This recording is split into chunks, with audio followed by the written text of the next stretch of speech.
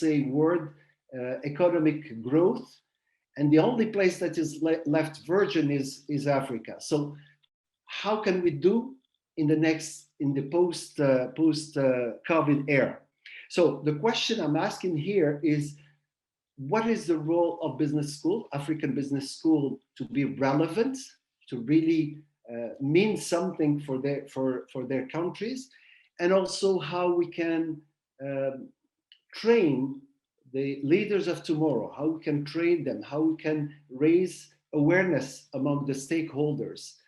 And the question I'm asking is how we can change the mindset. So here we're talking about mindset and how really we can think from a global thinking to a local, I would say, action. Next, please. Next slide. Okay, so basically, I'm going to go very fast. I'm not going to go into the details, even if you find that there's a lot of, I would say, a lot of words, but the idea is to give you just the main ideas. So the first 2 points, I'm going to talk about Africa and talk about Africa as the last border of economic growth, and also Africa with its major challenges. Then I'm going to talk about the paradigm shift. Here we're talking about a big paradigm shift. We cannot, tomorrow should not be the return to the past and doing the same thing. We have here an opportunity to do it differently, and we have to do it differently. And it's not about an African responsibility, it's a world responsibility, all in all. And I'm going to take the case of Morocco and the case of Esca Ecole de Management. Next slide, please. So those are the main points that shows you the importance of Africa as the last border of economic growth, but also as the last border of human development in general. There's in Africa a strong primary sector with agriculture, with lands that are not that are still virgin, that you can use, that the humanity can use. Secondary and tertiary sectors that are very important with I would say, a great potential.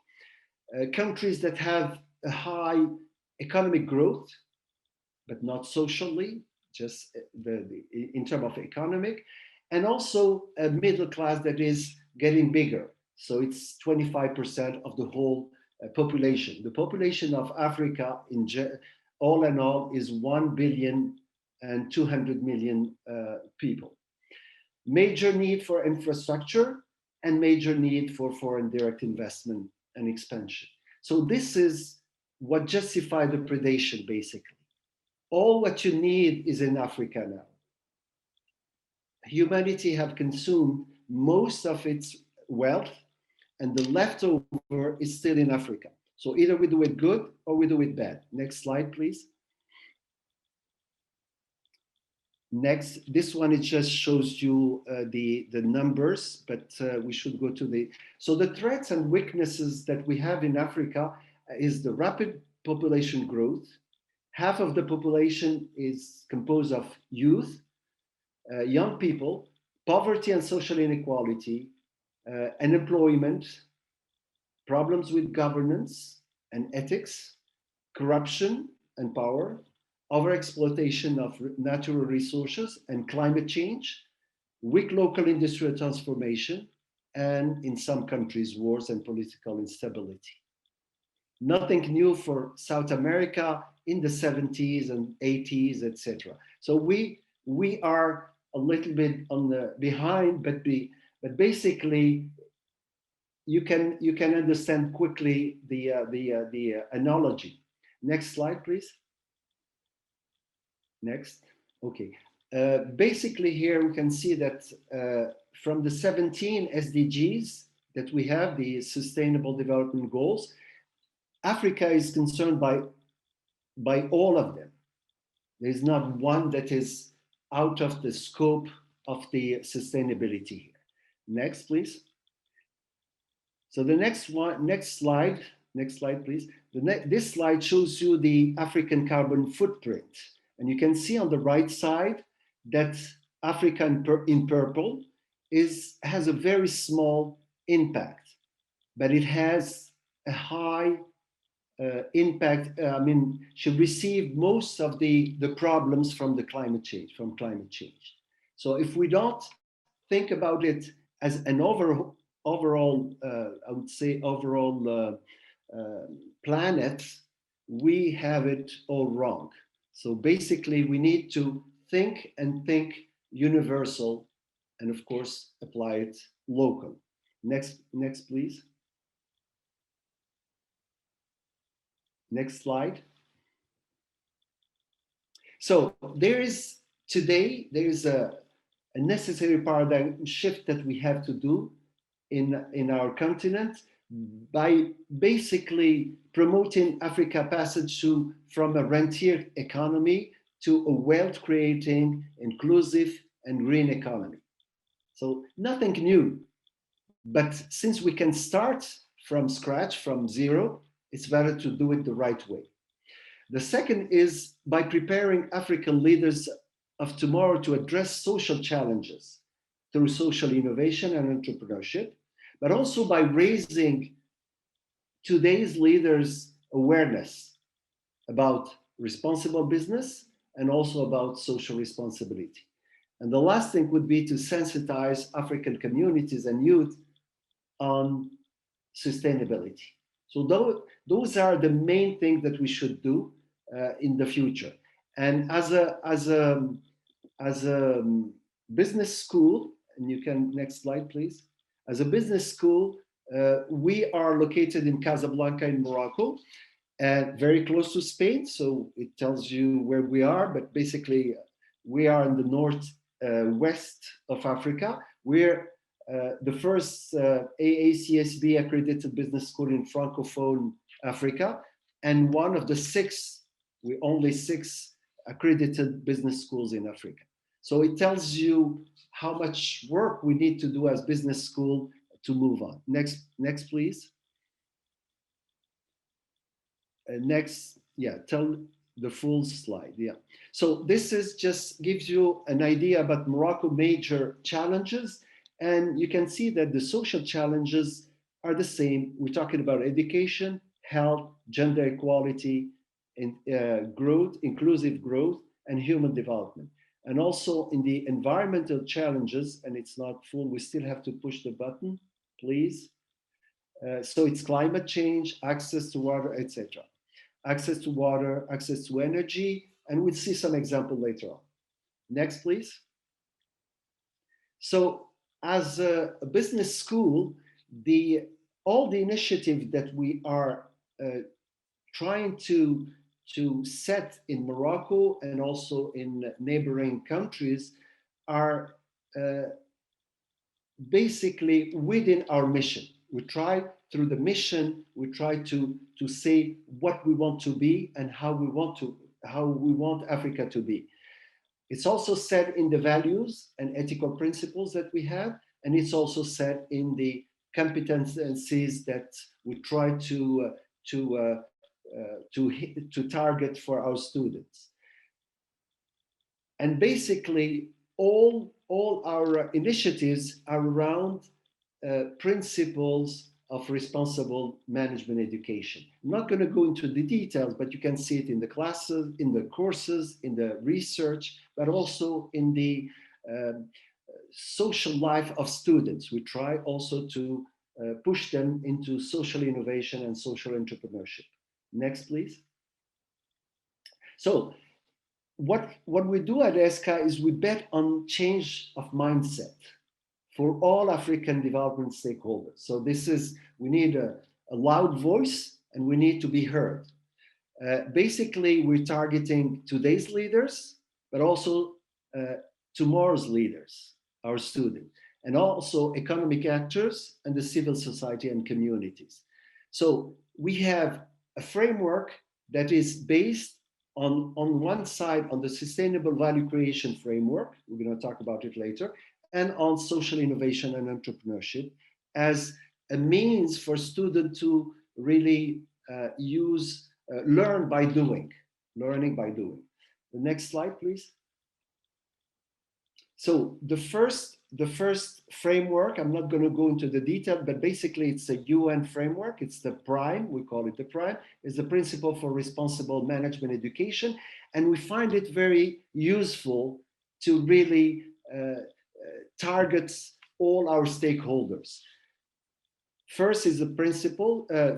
Principle one is the purpose, values, the method, education, the educational methods, research, partnership, and dialogue. So by using the prime, we basically sensitize most of our stakeholders. And the second, next slide, please. And the second way is to use social innovation and entrepreneurship as the main bridge that can really help the main stakeholders answer the main challenges. And we're talking about the main stakeholders as being the government, the corporate sector, but also civil society. So our students are social entrepreneurs. We try to make them social entrepreneurs that go where the government nor the market go. So they go there where it's very hard for the government and for the market to go. So our students are those change makers that try new ways of solving problems. Juliana talked about one way of doing it, but it's also the same thing. But we try to make it a structural approach and not just a course. Next, please. So this is one way of promoting social innovation. We're using one NGO, an international NGO called Enactus, and we do have Enactus in our school where you can see some examples at the bottom. And a Go Energyless, like it's a refrigerator that the students have made, and they don't even use electricity.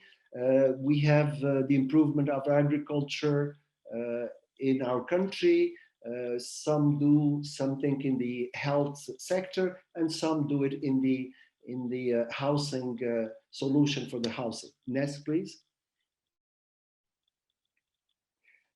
And to finish, I would like to stress and talk about some social issues that are very important. I would like to share them with you because they can give you a real idea about the challenges that the planet, it's not about Africa, it's about the planet. Because whatever goes in Africa will hit all the planet. So in terms of access to energy, 1/2 African does not have, is in the dark, does not have access to internet, does not have access to electricity, basic stuff, low industrialization, and low carbon footprint. This is something we talk about it later. The second, which most important thing is gender equality. Like Morocco is ranked 143 over 153 countries. It means that you put aside half of your capacities. And you really, by putting women aside, you really lose a big opportunity. And we'll see some numbers later. And corruption. Corruption in Africa is 25% of GDP. Huge. In Morocco, it's less, but it's still something that is important for us to fight. Next, please. Gender equality, as I said before, we have some countries that are well ranked, like Rwanda, Namibia, they're 9th and 12th, but Morocco, my country, is really, and we're losing on average 1% of GDP just because we can gain that GDP just by reducing gender inequality and improving school enrollment rate, especially for women. Next, please. And here we have access to energy, and this is an opportunity. As you can see in that, on the right side, the Africa has a low footprint, but also has a very low industry level. The idea is to do the leapfrog. Instead of going the the path that you can see from green to black, which is the traditional path that all countries have followed, is a leapfrog into higher industrialization with a low impact. This is green, and this is green economy. This is how, this is the future. If we have to do something, and Morocco has shown Morocco in 10 years moved from 10% of renewable energy into 42%, and it's trying to hit 52% in the next 10 years. So basically, this is what we need for Africa. We need universal access to energy, but we also need industrialization, okay? But a green industrialization. Next, please. Next. And then next, please. Next one, please. Okay. Linked to that is corruption. Basically, what we need for Africa to get industrialized, to really have everybody with electricity and have the right electricity, the right energy for the industry, we need something like 60 billion a year for 10 years. $60 billion a year for the next 10 years. It's exactly the amount that goes through corruption and illicit financial flows. Meaning that we can do it ourselves. We don't need much, but the idea is we have to fight corruption and unethical behavior. And that's the main thing. That's the main thing. So my conclusion, if I get to that point, first, Africa is the last border of world economic growth and human development. That's a fact. The second is that the actual health crisis is showing us the importance of and the universality of sustainability and responsible business. This crisis has some good part of it. The post-COVID era needs to be based on green and inclusive economy. And on that side, digital economy should be seen as a means, not as an end, for achieving sustainability and inclusiveness. We need to change that paradigm shift. We need to shift paradigms by going into, by using digital, not as to make profit, but to help green economy and inclusive economy. Business schools in Africa should focus on the necessary paradigm shift for African economy by sensitizing African communities and youth on sustainability, by changing the mindset of today's leaders. That's a very important thing. And raising today's leaders' awareness about sustainability and responsible business. And the last one is preparing the next generation's leaders to address the African social changes and really be at the rendezvous for a growth for the African. It should be, the next years should be the time for Africa. And thank you.